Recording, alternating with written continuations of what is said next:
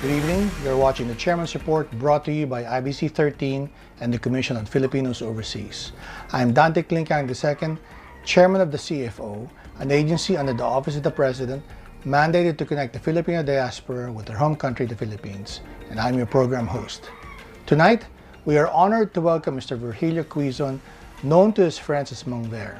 Mr. Quizon is a distinguished community leader, cultural champion, and civic pioneer known for his extensive work in strengthening the Filipino diaspora in Germany and in promoting Philippine culture in Europe. He is a three-time recipient of the Presidential Awards for Filipino individuals and organizations overseas, twice under the Banag category and once under the Linkapil category. The PAFIO is a biennial recognition program administered by the CFO. It recognizes the achievements, philanthropic efforts, and contributions of overseas Filipino individuals and organizations to the Philippines or their host countries. In 1994, he founded the Association Lending Assistance in Exigencies at Home, also known as ALAE. His organization won a PAFIO Award under the Lingkod sa Kapwa Pilipino or Linkapil category for funding infrastructure projects for victims of grave calamities and natural disasters. He is also the founder of the Kapatiran at Ugnayan ng Natatanging Sining at Talento Pilipino, also known as Kunst Filipino.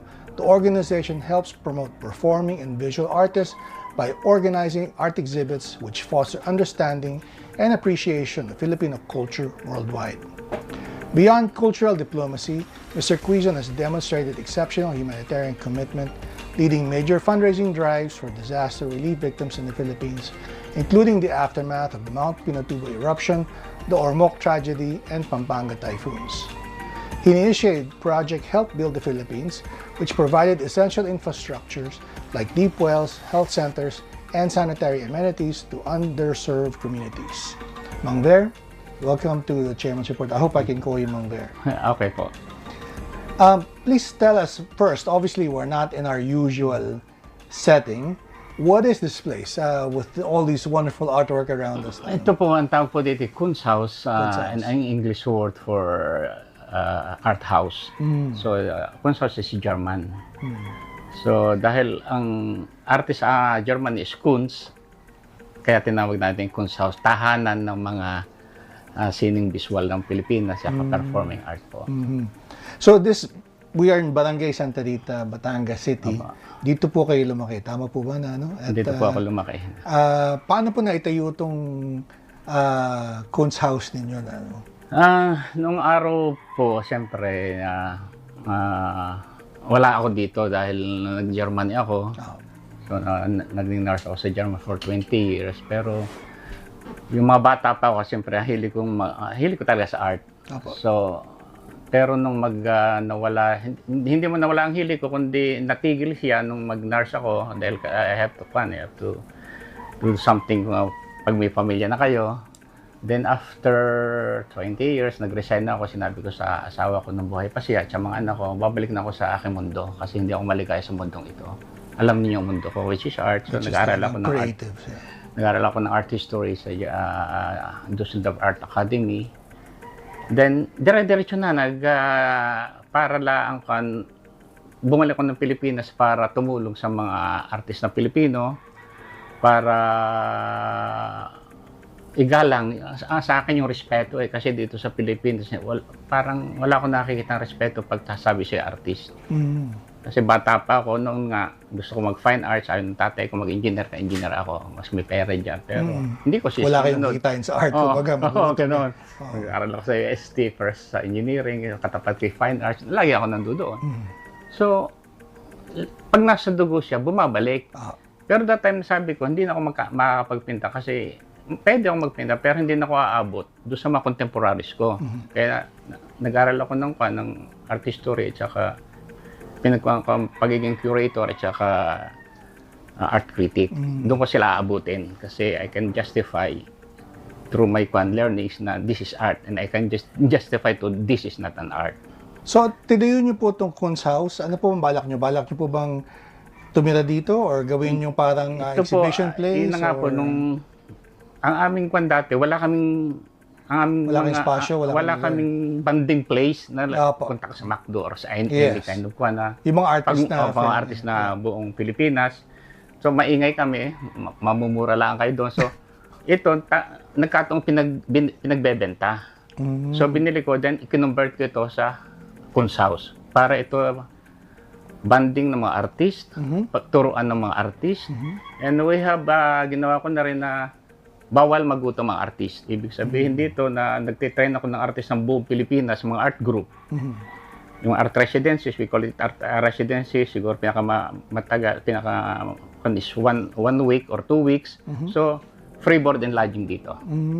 Pinakikita ko sa artist na ito ang kailangan yung buhay. Ito ang dapat yung kainin, ito ang dapat ninyong maging buhay. Dahil ayaw ko ng gutom na artist. Dahil kailangan natin artist makita nila na hindi tayo nagugutom para yung mga magulang natin at magulang ng mga tinuturuan natin na pag sinabing mag-a-art naman ay nayaw.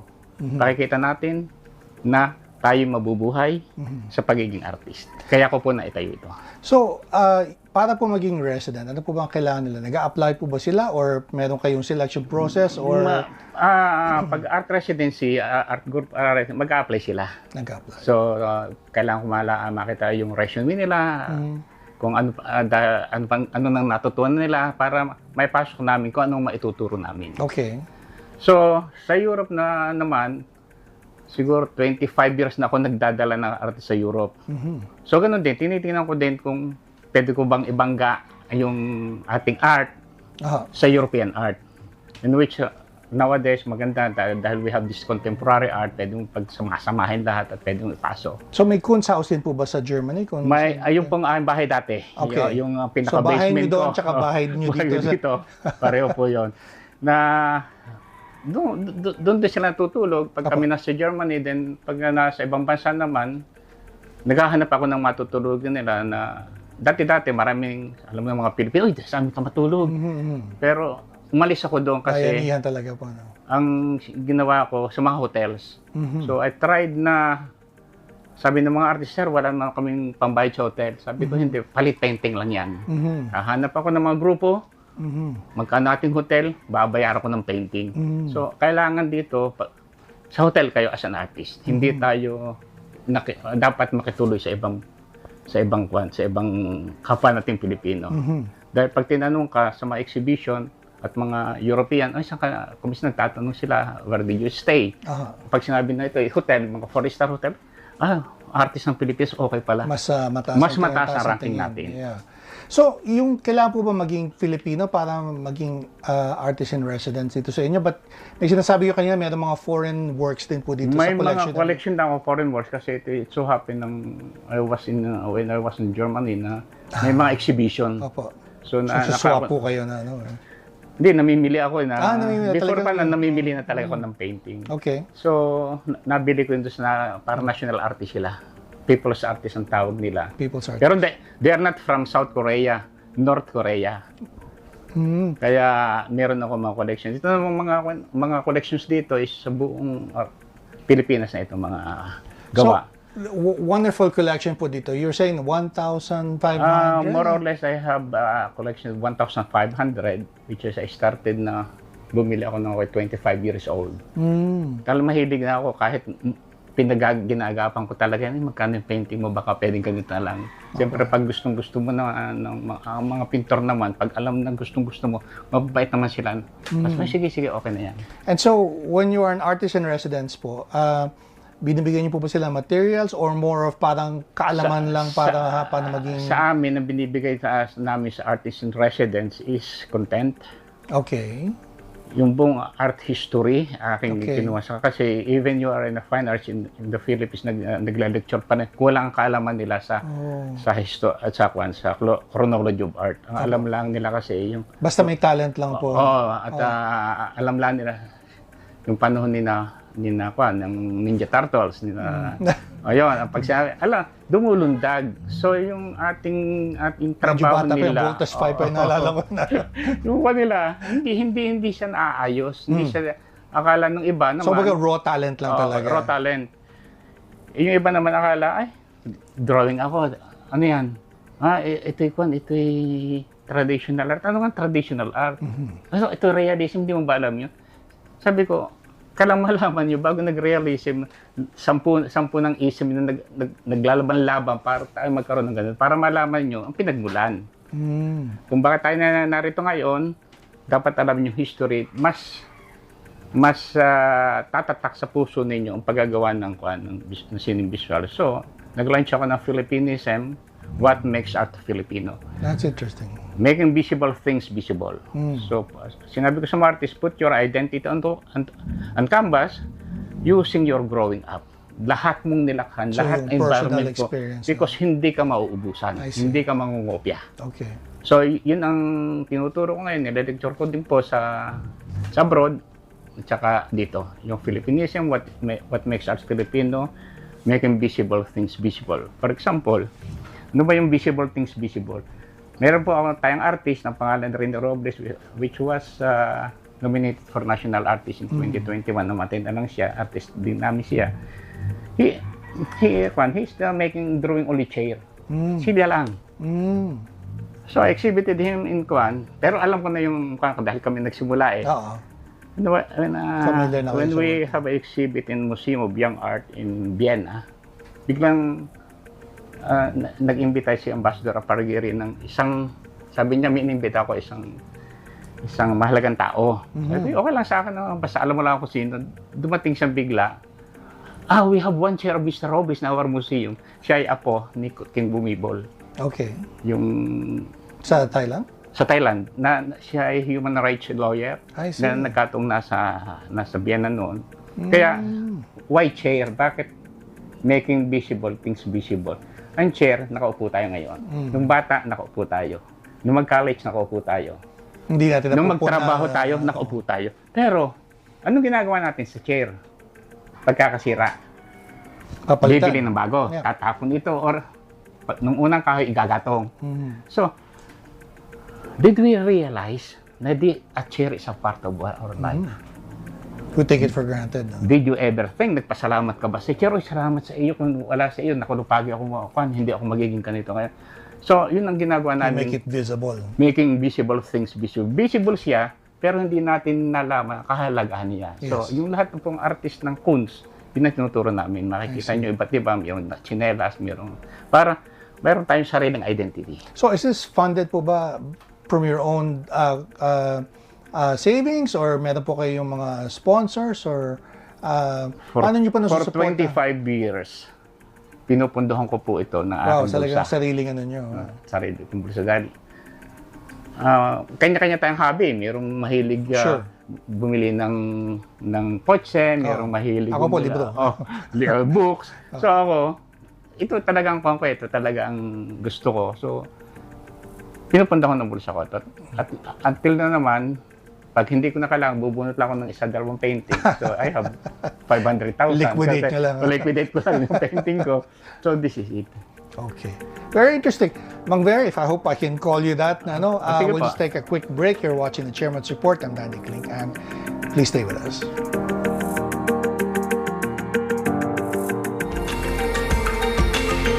Back to the Chairman's Report. I'm Dante Klink, and we're talking to Presidential Awardee Ver Quizon. Mang Ver, maybe can you tell us about yung life nyo as a Filipino migrant in Germany? Sabi nyo kanina, you were a nurse, pero siguro kayo na magbuo ng story po para sa atin.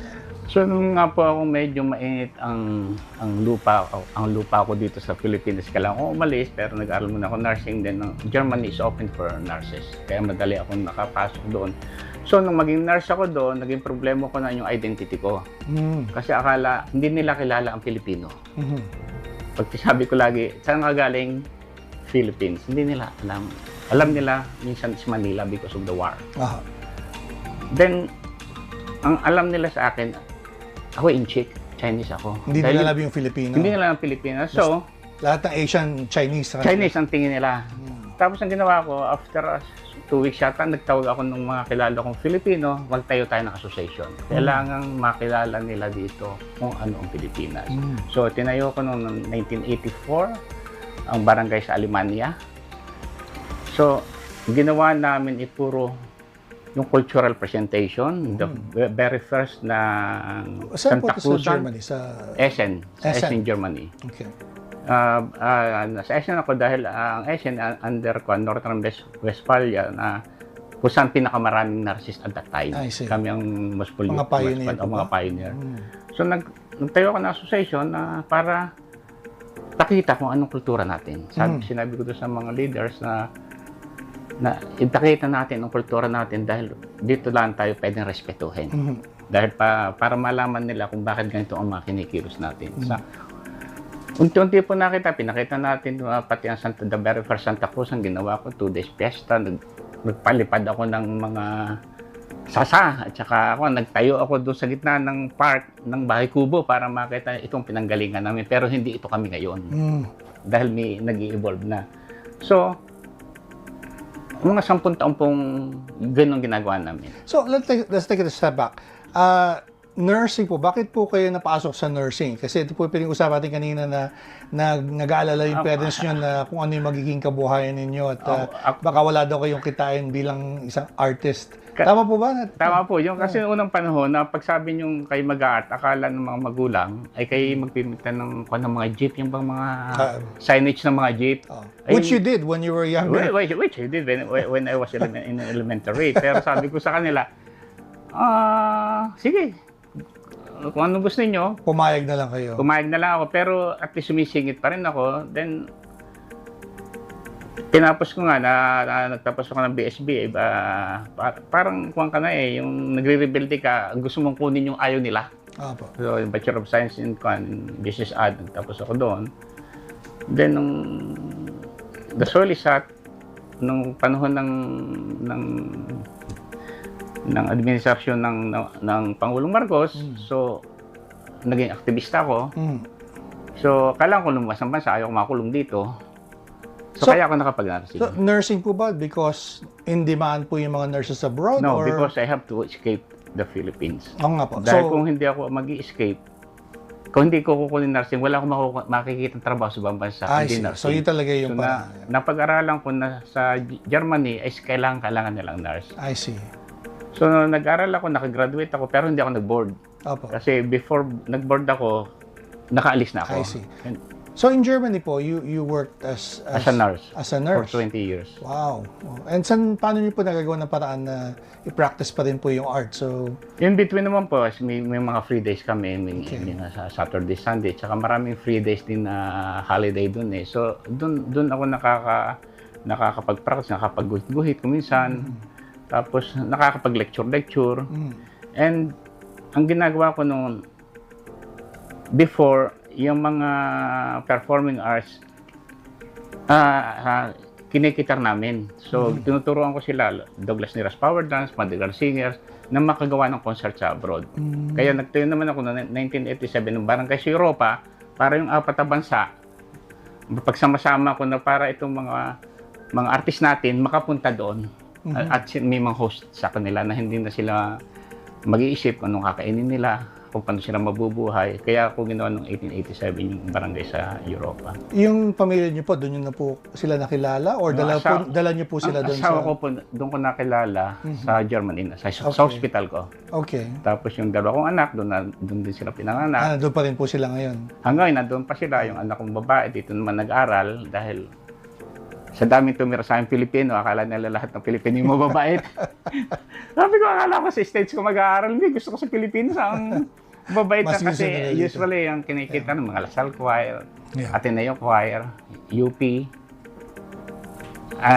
nakatira lagi sa bahay. Mostly, siyempre, yung iba sa mga kaibigan ko. Pero tulong-tulong na lang. Pero yung pinakamarami lagi sa akin. So, paano niyo po one of the things na, of course, yung primary concern po ng mga Filipino migrants yung magtrabaho, mag-ipon, kumita, and then of course you said nagtayo kayo ng pamilya doon. Paano niyo po na-balance yun na yung need po na syempre na makaipon kayo, mayroon po bang demand or request yung family niyo dito na tumulong din sa kanila, tapos at the same time nurture yung niyo talaga yung passion niyo for art? Parang time management lang siya eh. Okay. So hindi mahirap sa inyo? Hindi mahirap kasi hindi ka naman, pagkakatapos mo ng trabaho mo, kalahating araw lang naman trabaho. Hindi naman yung maghapon.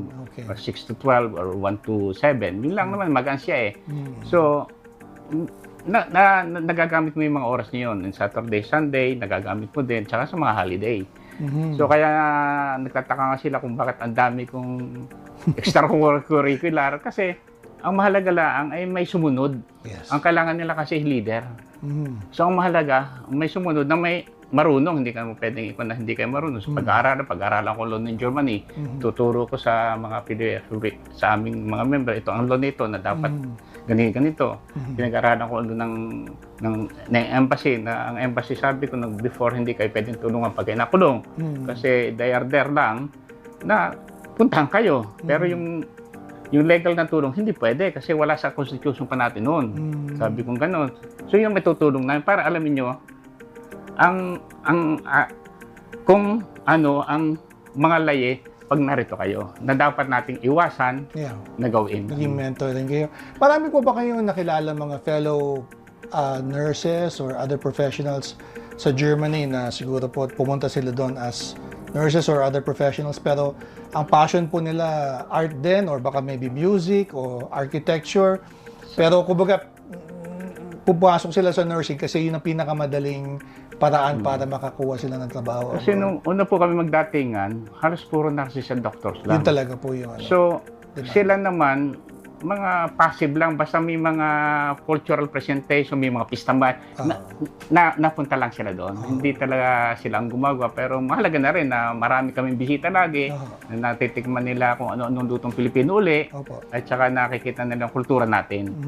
Pero kalimitan sa kanila, sa bahay nga, at trabaho lang. Marami doon dahil kakunti ang nakita, siguro wala pang 0.1% ang talagang mahilig nun sa art. Natutuwa lang sila pag mayroon. Pero yung... So kakaiba talaga po yung story nyo na talagang merong burning desire talaga sa inyo. Parang naging turning point siya eh. Kasi nung bata nga, parang nasa dugo ko na din. Kaya ako nagtayo ng association para makatulong sa mga artist. Kaya ako nag-journalist kasi dati-dati hindi ipalabas ang ating artist sa mga exhibit. Kaya ako pumasok para maipalabas ko sa national TV na may mga exhibition sa buong Europe ang ating mga artist para malaman naman ninyo kung ano aming ginagawa. Nakatulong po ba yung exposure nyo sa Germany or elsewhere in Europe para dun sa development po ng appreciation for art history, yung different styles? Malaking tulong po sa ating mga artist nung unang-una makita nila kung saan nanggaling art. Kasi dito binabasa nila lang sa libro, kinukwento lang sa sine. Iba po yung nakikita talaga. Iba yung nakikita. Tsaka may mga nagtataka tayo, bakit ang galing na namunay na banggo sa ilaw? Ang galing ng ilaw nila. So nalaman nila na pag summer doon, alas 4 ng madaling araw, hanggang alas 11 golden hour we have the same light. Hindi nagbabago ang light niya. Kaya ang dadaya ako ng mga impressionist artist nito, nagpe-play. Kasi natural yung araw. Samantala sa Pilipinas, wala pang 2 oras, biglang didilim, hindi mo matapos. So, marami na-develop sa kanila, marami silang natutuhan, at pagdating dito, nag-iba na yung pananaw nila. Hindi na sila natakot kasi mga artist natin kuminsan takot sa pinta, sa guhit, takot sa kulay. Ngayon talagang nag-experiment. Sa experiment. Tsaka nakikita din nila na kung panahon ngayon, sabi ko, kung panahon na ngayon, hindi tayo kayang talunin. Kasi nauna lang sila lang nagturo sa atin. Pero sabi ko, at the end effect, magaling din tayo. Kasi may nanalo na tayo sa prestige sa jury competition sa Florence Biennale na gold. First, yung 2 artist, yung una nag-silver, tapos nag-gold, the very first Asian. So, this is, doon mo makikita na magaling na tayo. Na pwede natin pantayan o sabayan. Pwede natin sabayan. Dahil ang mga puti, ang problema ko doon is, makapag-exhibit ka nga dito. Tuwan-tuwan ng mga artist, no? Para silang nasa langit. Punta tayo ng Euro, mag-exhibit. Mababa. Pero ang sabi ko, pagbalik, kailangan nyo magdala man lang kahit chocolate sa inyong mga pamilya. Dito masaya kayo para kayo nakalutang kasi nakarating ka ng Europe, pero we have to sell. It's very interesting discussion, Mang Ver. We have to take a break, however. Please stay with us. You're watching the Chairman's Report. We're talking to Mang Ver here in Batangas City. Mang Ver, marami na kayo natulungan na artists both here and in Germany. Paano po ba ma-define? Ano po ba ang Filipino art? Kasi yun din po naging problema ko before. Nung ako may exhibit sa Kwan, sa Modern Museum sa Netherlands, may biglang nagtanong sa akin. Dumating, hindi ko naman kilala. Nag-arrange kasi ako ng mga details. Sabi niya, is there any Filipino art? Tapos sabi ko, give me 5 minutes, I'm gonna settle this. Ang kasama ko doon, mga master na dito, sina Fidel Sarmiento, sina Pusi, sina Robles. Tinanong ko sila, pare, ano bang Filipino art? Kasi hindi ko pinag-aralan talaga yon. Dahil pinag-aralan ko yung international eh. Sabi niya, ganito, sabi ko, ang alam ko wala. So we have our art, our ethnic art, yung galing Cebu, we had our Okir in Zamboanga. Pero yung Muslim, yung ism, we don't have any ism. Filipinism, Lahat tayo influence tayo ng ating nababasa, influence tayo ng mga nasa libro. Yung lahat nating national master, puro influence sila. So, ano ba talaga ang Philippine art? So, kaya ako naglabas nga po ng Philippinism, what makes art Philippine. Okay. Para contemporarily, hindi naman kailangang bahay kubo lang, i-drawing or mga kalabaw o bayanihan series. No, this is not. So, kung anong nasa puso mo, kung anong nararamdaman mo, ipinta mo. At yun tayo. So, we are global. Marami na nang nananalo sa atin ngayon because of this making intangible things tangible, yung kultura natin, pinipinta natin. So, kaya gumagaling. And this is, ang hirap i-distinguish ang Filipino art sa kwan ngayon eh. Oo nga po, kasi ikatuloy sa namin yan, pag inisip yung Impressionism, may mga set of artists na Monet, di ba, kilala dun sa mga tipo na gano'n. So, meron po bang parang emerging theme sa mga bata or mga established artists na pag isang sulyap nyo pala, you mentioned kanina yung mga Muslim art, pero bukod po doon, meron po bang style na or... Meron ko minsan pag nakikita nyo, pag talagang nagpinta siya ng tungkol sa kultura natin, kahit anong gawin mo... Subject matter. Subject matter. Kahit anong gawin nilang kulay, makikita mo yun. Nalilitaw na Filipino. Like, kasi ngayon, contemporary, pwede mong pagsama-samahin surrealism, realism, impressionism, cubism. Pwede mong pagsamasahin. Under contemporary. Philippine. We have the contemporary art now. Wala na ngayong ikaw cubist, ikaw realist, wala na ngayon. We are in kwan, kaya yung kay Ventura, si Ventura is the kwan, siya ang pinakamahal na nabili na painting ng Pilipinas, na pintor. So pag nakita mo ang kanyang obra, makikita mo pa rin may kung Pilipino, pero makikita mo pinagsama-sama siya na lahat ng isa. Ano pong view ng mga artist when it comes to parang yung commercialization po ng work nila? Kasi like you said po, ang gusto nyo is walang nagugutom na artist. And how do we balance na po yung original idea po with you para maging parang production house ka o parang factory ng mga artwork na because we talk about commercialization ng art. So sa aming mundo, talagang may nagsasabi na nako-commercialize ang art, sabi commercial. Historically, it's commercialized. Kasi walang yung Ninja Turtles, Da Vinci, Michael, kung walang walang Medici family, wala sila. So I curated before in Medici Museum. Kung walang patron, hanggang ngayon, kung walang gallery, wala sila. Pero practice ka lang. Ang mahalaga, practice, ipakita. And sinabi ko sa kanilang araw na tulungan niyo ako. Kasi pag tayo nag-uusap dito, kataasan mag-swap lang tayo, hindi tayo magbibilihan ng painting. Pero tulungan niyo ako sa likod dahil yun ang ating collectors. Yung mga up and coming. Yung mga collectors po. Mga collectors, okay. Turuan niyo ako magbigay ng art appreciation sa buong Pilipinas na free. Para lang magkaroon na sila ng alam kung ano talaga ang sining. At kasi alam naman nila, every single ko, sabi ko, yung mga teacher, sir, wala po kaming alam na art sa art. So pag napunta ka sa SM, pag nabili kang damit, ano nasa pasok mo? Kulay, which is color, design. this is art, hindi lang nyo alam. Kasi wala nagsasabi sa inyo, wala pa nagkukan. Kaya sa mga artist, sabi ko, practice lang kayo dahil every artwork is unique. Okay. And every artwork has a collector. Pero may qualities po ba yung Philippine works na stands in contrast with, say, artwork from Thailand o from Singapore? May makikita po kayong kaibahan pag nagpinta sila ng about cultural. Again, subject matter ulit. Subject matter. Pag nag-abstract na, kasi mas parang sa tingin ko, mas una tayo kaysa Vietnam, kaysa sa Bangkok. Mas una tayo kasi Singapore, until now, Singapore, pinakahat na paintings na nabibili doon Filipino paintings. Kaya maraming yumaman na artist dito dahil talagang nag-boom sila. Ngayon, sila naman sa kanilang ethnic art, hindi natin kaya kasi yes. Mas muna silang tsaka natural sa kanila. Natural na sa kanila, like China or meron silang sarili nilang art. Yeah.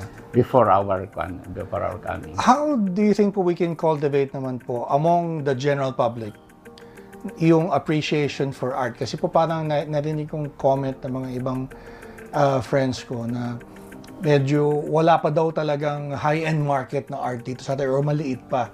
Kumpara po sa Hong Kong or Singapore na talaga pong major investments po yung major investors yung na talaga dito po marami pong Pilipino na bumibili, nakatago lang, napakarami. Dahil nakikita ko doon sa mga Manila Art. Yes. Ang mamahal dyan. Yes. Sa Art in the Park, Art Piha. Yes. Ang daming namimili. Okay. So marami pong nag-a-appreciate na ng art sa atin. Pero ang naging problema ko nito, problema ko before, kakunti nag-a-appreciate. Ang problema ko ngayon, marami nag-a-appreciate, mas dumami naman ang artist. Okay. Kaya hindi pa rin siya Supply and demand. Supply and demand. Okay. So, although it's better nowadays kasi maraming nagising during the pandemic times. Ayaw naman namin pasalamatan ang pandemic, pero sa art, nag-boom po ang art. Ang mga tao ay nagkaroon ng pagkakataon na tumingin sa mga brochures at nag-boom po talagang art during the pandemic.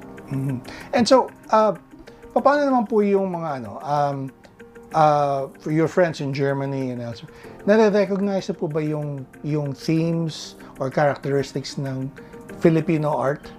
Or parang evolving pa rin po ba mapapansin ko lang po yan kasi if we have exhibitions. I see. Kasi during the exhibitions, tinitingnan ko sino bang bumibiling Pilipino, sino bumibiling foreigner asaway Filipino, at sino bumibiling purong foreigner. So kailangan kasama rin sa marketing ko yan, o ilang 80% Pilipino ito. Yung 19%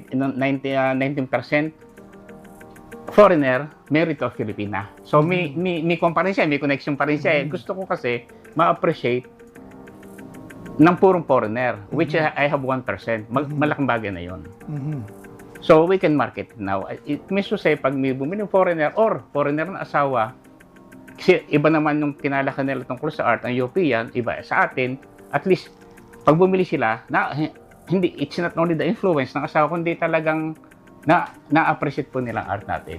At sila naman ay, during my 20 years na pabalik-balik yung mga artist, siya naman po nakapagpadala ng balikbayang box after the exhibition. May regrets po ba kayo na pinasok niyo yung nursing kasi talagang yun lang ang paraan para makapag-abroad po kayo at hindi po talaga kayo nakapag-concentrate? Bagamat you said you made time, pero na hindi kayo nakapag full-time sa art niyo na. Wala naman po akong regrets. So naging part of your kasi it's a part of my life on which developed me. Apa. Kasi na-develop din po ako doon dahil kung ako'y ibabalik pa uli, yun na rin ang gusto kong tahakin. Kasi doon marami akong nagawa nung panahong yun. Na ako'y naging nurse, tapos nag-iisip pa ng iba. Siguro kung ako'y naging artist at that time, hindi ako makakatulong sa iba, iintindihan ko lang sarili ko. Kasi this is survival. Maaaring ako, sarili ko na lang ipopromote ko. Kaya nagpapasalamat na nga ako na hindi ako nakapagpinta naman ako pero hindi kasing galing nila para Paturuan ko sila lalo sa content, ano kulang nila. Kasi sa mga artist kasi, ang mga artist, pinta ng pinta. Minsan, pag dinitraining ko dito, sir, hindi man ako nananalo sa competition. May kulang sa akin. Dito, makita nyo, puro pinta yung pader ko dyan. Sige, magpinta ka dyan. Yeah. Ceiling, walls. Hindi, yung talagang pader po, nung araw ito, paligid ito pader na. Magpinta kayo dyan. Tapos titingnan ko lang.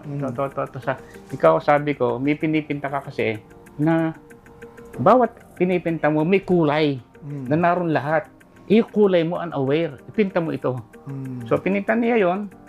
After 6 months, nanalo siya ng 3 times na national champion ng Pilipinas. 3 pa yun, competition.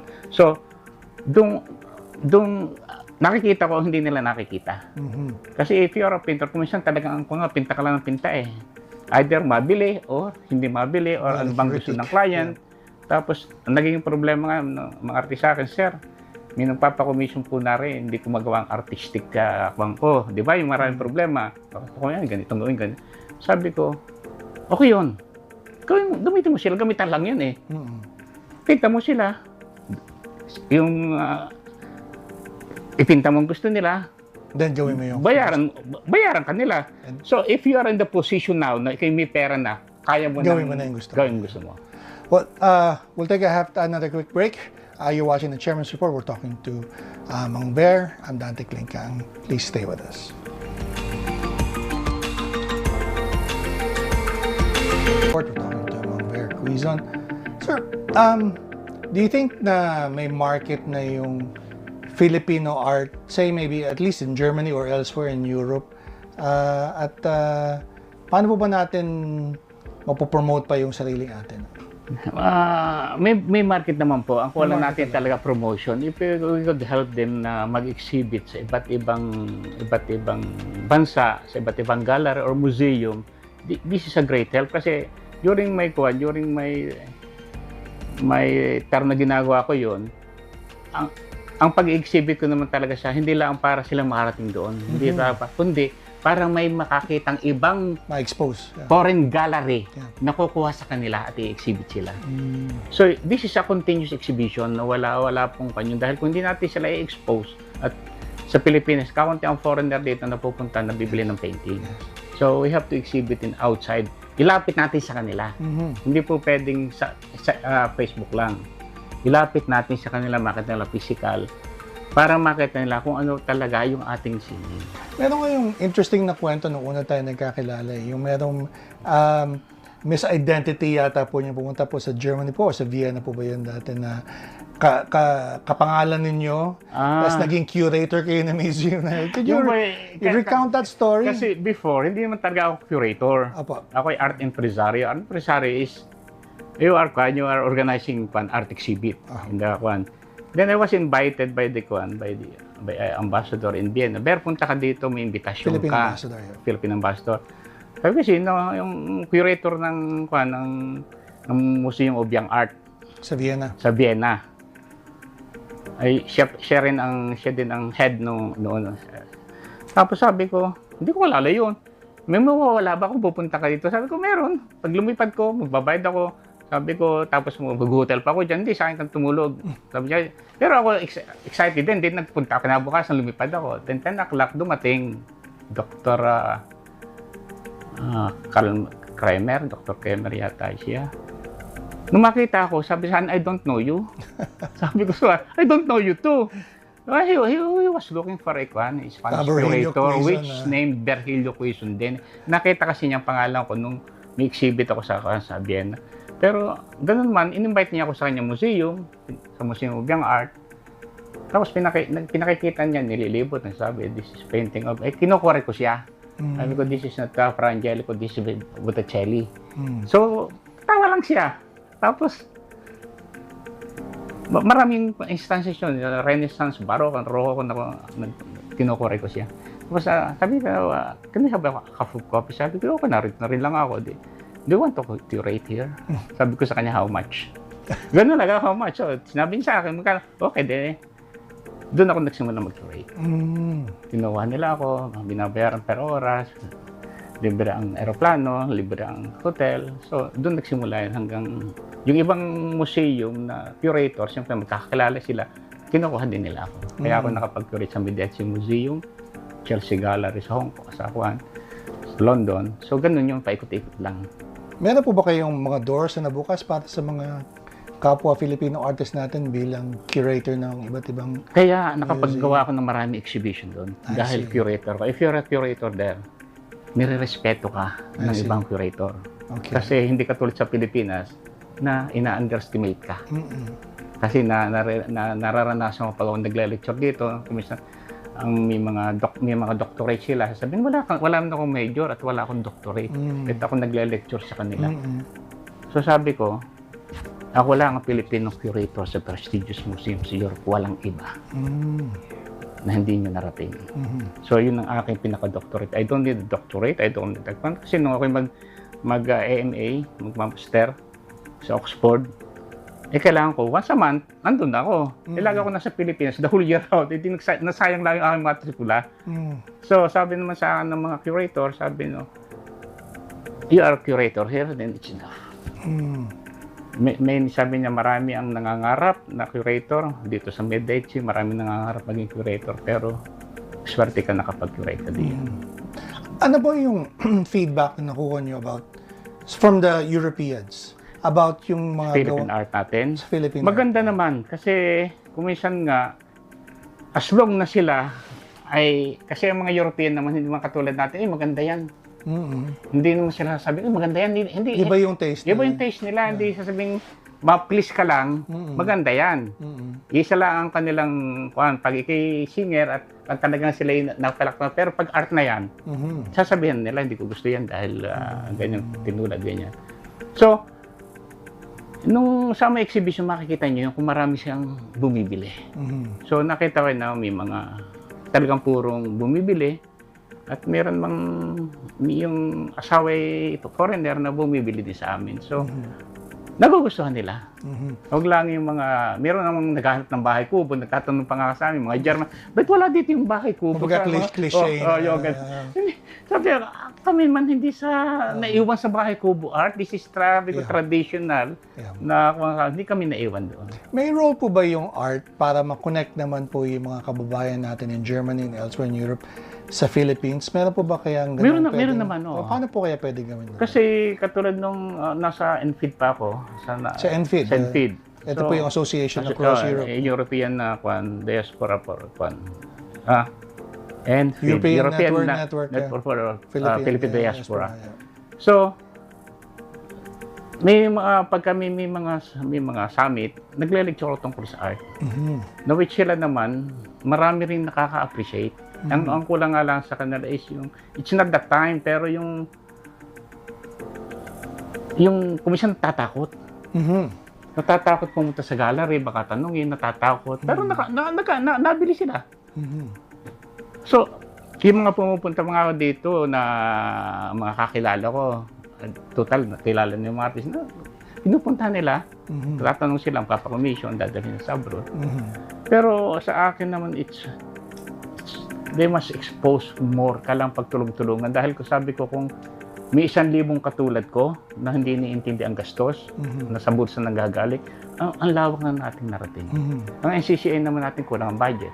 Okay. Hindi man natin pa pwedeng, babudget na natin isang buong kwan. Kaya talaga kailangan kailangan tulungan. Kaya sabi ko sa mga artist natin, tulungan ninyo ako, tutulungan ako kayo. Yun lang po. Paano po yung mga Filipino community abroad? I'm sure yung mga next generation na doon na po pinanganak o doon na lumaki, baka gusto din nilang ma-discover yung Filipino roots nila. For those who are aspiring to be artists. Kumisyon, may art workshop po ako sa mga organization natin doon sa Europe na para doon sa second generation. Pero ang maganda ngayon, nung mga second generation, yung bumibili, hindi na yung magulang. Kaya nakikita ninyo na nakakakundi sila, nakaka-relate sila. Medyo bago na rin po ba yung style ng mga next generation or it still Hindi falls naman, under ganun pa rin kasi Philippinism pa rin? Ano? Yung isa naman ng Philippinism is contemporary art. We have just one art today, it's Opo. contemporary. Contemporary. So wala na surrealist, hindi ka na abstract. Pag sabing nagdrawing na abstract, hindi ka abstract. You are a contemporary artist. So sabi nyo, like, yung NCCA, kailangan tulungan. Yung CFO, ano pong tingin nyo pwede namin maging role doon para makatulong naman sa siguro advocacy po, ninyo? pag di ba may nagkukantayo ng mga diaspora Yes, sa engaging. ibang bansa, Yes. siguro Isama natin yung art. Yeah. Hindi mo mahirap eh. Isama po natin yung art. And nagpapasalamat po for all your support that for our programs at even donating paintings to some of our programs as prizes po. Maraming salamat. Ay, sa amin po naman, basta makatulong lang. Kasi sa amin, yung sining hindi lang ang pangbenta. Gusto namin ang tao ay matuto. At ang sa akin, number one characteristic ng isang artist, hindi yung galing niya, yung attitude niya. Yung nanalo po kayo ng Presidential Awards, did that help you promote po ba? I mean, Mas makuha po noong 2021, nitong Kunst Filipino, mas lumawak yung pangko noon. ano nanalo po yung kunst? Pero mas naging maraming trabaho para sa akin. Kasi, ang akala nila, pag nagka-award ka, titigil ka na hanggang doon. Kumbaga, yun na yung... Ang problema, kailangang patunayan mo kung bakit ka nagka-award. Hindi yung napatunayan mo na, kaya ka nag-award, kundi kailangang i-diretso mo siya. Patunayan mo na talaga, you are worth of such award. So, yung sabi nyo, kailangan tayong pagtulong-tulungan. Ano po yung pwedeng gawin ng ordinary Filipino? Is it to buy art or paano po kung wala naman kayong pambili? Just to appreciate. Appreciate. Yung simula naman kasi hindi man lahat tayo magsisimula sa walang pambili. Ako nung elementary, college, hindi man kami mayaman tao. Apo. Pero kasi nung matuto ako, unti-unti, nakakapag-ipon. So, nowadays, pinakamagandang investment is at wala. Mapera lupa at saka art at saka bangko, talo namin ng bangko. Kasi yung mga artist na narito ngayon, mamaya makikila nyo, nag-a-appreciate siya ng 25% yearly, pinakamababa pong appreciation sa art. Where I think we have to look at that great investment opportunity. But before we end po, maybe gusto niyo po mabigyan ng message o mensahe para sa mga audience po natin? Doon po sa mga gusto pa mag-aral, mga art group, narito po ang Kunst House. Ang Kunst House naman po, search na lang sa Google. At kami po ay nagbibigay ng libreng turo dito, libreng tirahan, libre po ang kain. Masarap po ang kain namin dito dahil gusto ko ang artist ay laging mayaman. Filipino-German ba yan? Pero sa Pilipinas, ang kape po namin dito, German. At saka yung mga bago pa po, meron tayong Arts of Philippines sa Facebook na tumutulong doon sa mga bago na pwede kang mag-submit ng mga artworks tapos ini-exhibit nila online at doon nabibili. Sila nagsimula ng online exhibition, pinakamalaki online exhibition dito. At doon pa sa mga ibang artist na gustong matuto pwede po niya akong tawagan. Facebook lang po, nasa Facebook ako, Virgilio Quizon, at saka i-Google po nyo, naroon po ako, na pwede ako pumunta kahit saan lugar sa buong Pilipinas. Mang Ver, maraming salamat po for your time. Thank you for your hospitality. We're just glad po that we're able to catch you while you're in the Philippines and before you go back to Germany. Thank you also to IBC 13 for making the Chairman's Report possible. I'm Dante Klinkang, and I'll see you next week.